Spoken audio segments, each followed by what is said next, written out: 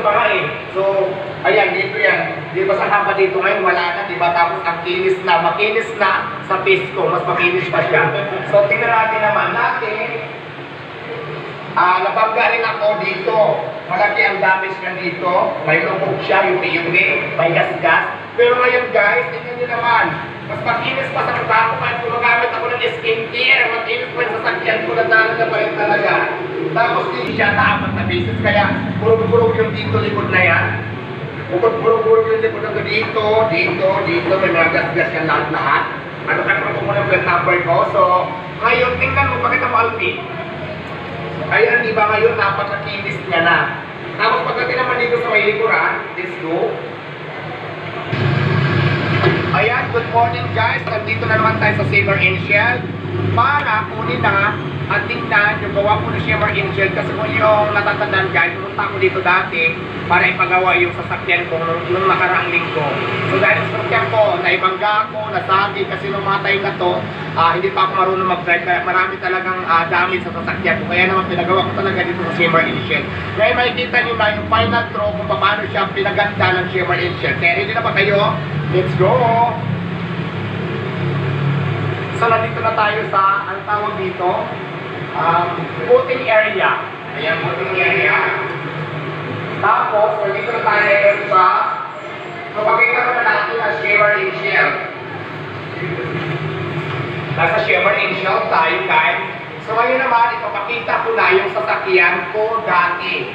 Dati, guys, ang daming gas-gas nito kasi unang aksidente na nangyari sa akin, naibangga ko siya dito sa gate kasi nag-aaral pala ako mag-drive. Mayroon na dito gas-gas na malaki. Pati dito pa nga eh. So, ayan, dito yan. Di ba sa hama dito ngayon, wala na, di ba? Tapos ang kinis na, makinis na sa pisco, mas makinis pa siya. So, tingnan natin naman natin. Nabangga rin ako dito. Malaki ang damage na dito. May lubog siya, yupi-yupi, may gas-gas. Pero ngayon guys, tingnan nyo naman. Mas makinis pa sa mukha ko kahit gumagamit ako ng skincare. Makinis pa yung sasakyan ko na dahil na pa rin talaga. Tapos dito naman guys, i-flex ko lang dito. Ilang... 800. Ayan. Dito, ilang beses ako naka-atras ng motor. 3 beses yata, 4 na beses. Kaya burog-burog yung dito likod na yan. Burog-burog yung likod na dito. May mga gas-gas yan lahat-lahat. Ano ka naman muna yung number ko. So, ngayon, tingnan mo, pakita mo Alvin. Ayan, di ba ngayon, napakakinis niya na. Tapos pagdating naman dito sa may likuran, let's go. Mayroon din yan dito mga gas-gas. Dahil mga sa damage, kasi nalumakay na ito nung binili ko to guys. Hindi pa talaga ako marunong mag-drive. So ngayon, bago ako natuto, ito yung ginamit ko para mag-practice ako. Kaya marami talaga siya, ang gas-gas, maraming damage. So ngayon, ganun yung makikita, ang mga gas-gas dito sa mga dinigilid, wala na. Wala na yung magasgas natin at nagmukha na siyang parang brand new. Guys, hindi ito brand new ha, kasi nabili ko ito ng second hand. Tapos ngayon, nagka-gas kasi sa dami lang incident kasi nag-aaral pa tayo mag-drive. Pero nakita ko naman ngayon yung finished product na napakakinis. Ayan, pakita mo lahat. Ayan, napakakinis. Diba? Makinis pa sa boyfriend ko. So ayan guys, so diba? Tapos pakita natin yung loob.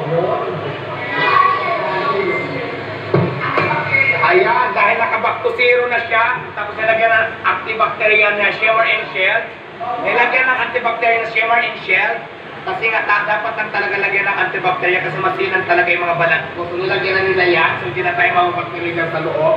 At saka binack to zero nila. So guys, napakaganda na siya. At comfortable na ako para i-drive ulit ang aking bago. Parlala, nagmukha na siyang brand new. Pero guys, nabili ko ito ng second hand.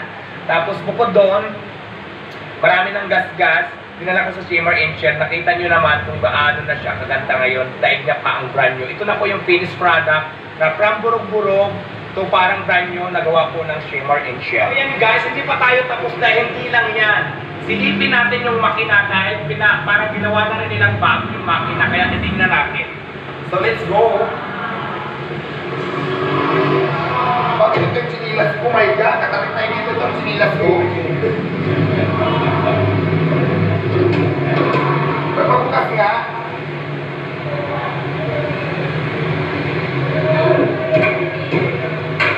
Ayan. So ayan, yung makina guys, bigla rin kuminis at gumanda na kung talaga siyang brand new. Kaya naman, maraming salamat sa Simmer Initial dahil yung luma kong sasakyan, ginawa niyo na naman brand new.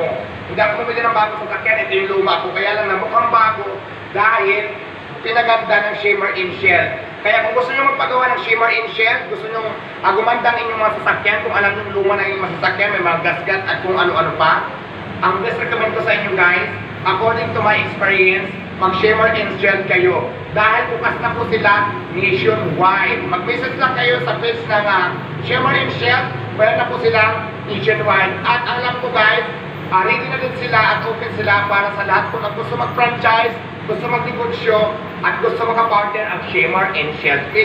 I-message nyo lang sa guys para sa inyong mga transaction. So maraming salamat. Kaming branch ng Shimmer Initial, Bacoor City, kasi dito po ako nagpagawa. So ayan lang guys, maraming salamat at maraming salamat din pala sa Shimmer Initial dahil yung luma ko sa sakyan, napaganda nyo na ulit, parang brand new na siya. Kaya maraming salamat sa lahat. Ako sa pagpagawa, gusto recommend ko sa inyo according to my experience, Shimmer Initial. Yes.